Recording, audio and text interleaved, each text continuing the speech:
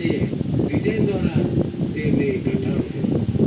ఈ కాలంలో love stories internet లో స్టార్ట్ అయి ఫోన్ లో ఫినిష్ అయిపోతున్నాయి.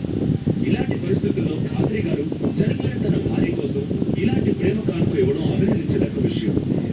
ఇలా తాజ్ మహల్ కట్టాలని మీకు ఎలా అనిపించింది?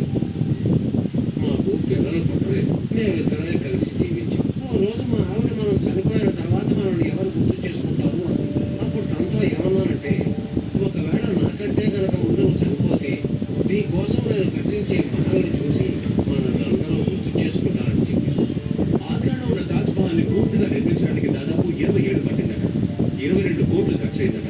పైగా వేల కొద్ది కూలీలు దానికోసం పనిచేశారట. కానీ ఖాద్రి గారి దగ్గర అంత సంపద వనరులు లేవు. తాజ్మహల్ని చూసిన తర్వాతే మా ఆవిడకి కూడా ఇలా కట్టించాలనుకున్నాను. కానీ మనసులో ప్రేమ తెలియజేయాలంటే ఆడంబరాలు అవి అవసరం లేదు. నా స్తోమతకు తగినట్టుగా కట్టించాను. దీన్ని కూడా అందరూ తాజ్మహలే అంటున్నారు. ఖాద్రి గారు 2012 జూలై నుండి 2014 ఫిబ్రవరి వరకు తన భార్య జ్ఞాపక చిహ్నాన్ని నిర్మించే ప్రయత్నం చేశారు. దానికోసం తన దగ్గర ఉన్నదంతా ఖర్చు చేశారు.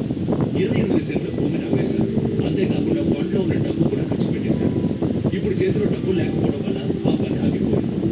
ఎంతో మంది అధికారులు, ఊరి వాళ్ళు ఖాద్రి గారికి సాయం చేయడానికి ముందుకొచ్చారు. కానీ లక్ష్యాన్ని నిర్దేశించుకున్న ఖాద్రి గారు ఆ జ్ఞాపక చిహ్నాన్ని తన కష్టార్జితంతోనే కట్టాలని భీష్మించుకుని కూర్చున్నారు. సమయము, వనరులు తక్కువగా ఉన్నా ఖాద్రి గారు ఈ కట్టడాన్ని బలంగా కట్టించడం వల్ల ఎంతో కాలం పాటు ఇది చక్కగా మారుతుంది. దీని మొత్తం కాంక్రీట్తోనే కట్టించారు.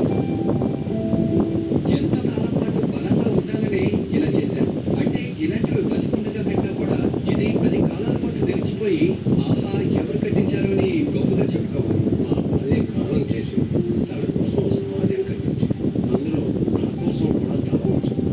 కాబట్టి నేను చనిపోయిన తర్వాత నన్ను కూడా ఇక్కడే సమాధి చేయమని నా స్నేహితుడికి చెప్పాను. ఈ అద్భుత ప్రేమికుడి ప్రేమ కథను చూడడానికి ప్రపంచం నలుమూలల నుండి ఎందరో వచ్చారు. ఈయన గారి ప్రేమ కథని స్పెయిన్, బెల్జియం, ఖతార్, జపాన్ మీడియాలు కూడా కవర్ చేశాయి. ప్రేమ ఎంత పవిత్రమైందో అవి ప్రపంచమంతా తెలియజేశాయి. ప్రేమ అనేది 2 మనసులకు సంబంధించింది.